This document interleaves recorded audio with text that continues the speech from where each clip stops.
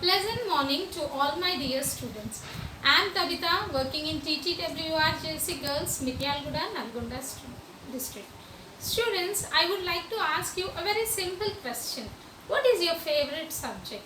Yes, when I ask this, many of you will tell mathematics, science, social sciences or English, Telugu, Hindi, whatever your favorite subject, you will share it. But students, the subject we will learn through our languages, isn't it? So languages are different and the subject is different.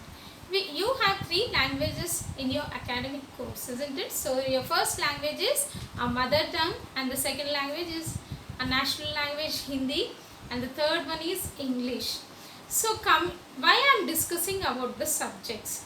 So as you know, informally the subject you have 6 or 7, but when you come to the part of English grammar, what is a subject? There is a simple and easy topic which is the base for a grammar, which I would like to remind for you. It's subject and predicate. Then that subject which till now I have discussed, it's different. Then what is this subject in our English language? So let us learn what is a subject.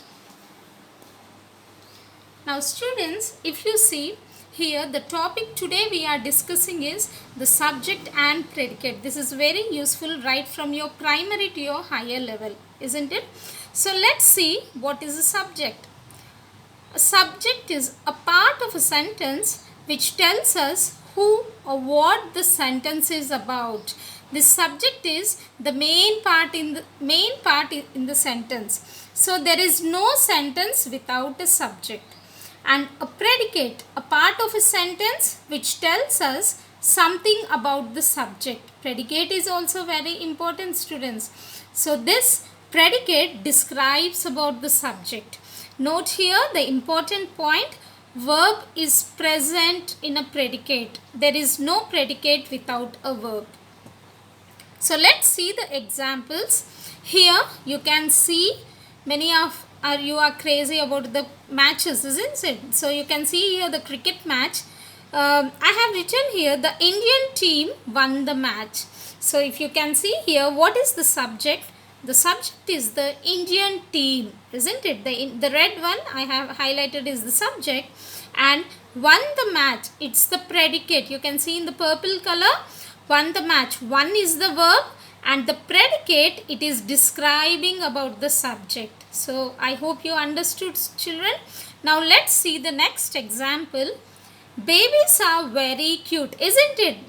Here when you look, they are very beautiful. No one are beautiful as these babies, isn't it, children? So you can see here babies are the subject, babies, and here are very cute. This is the predicate. This are very cute is describing about the subject, babies, and are is the verb here.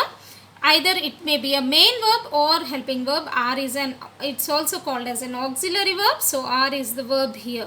So these are the 2 examples and a few more examples for your better understanding.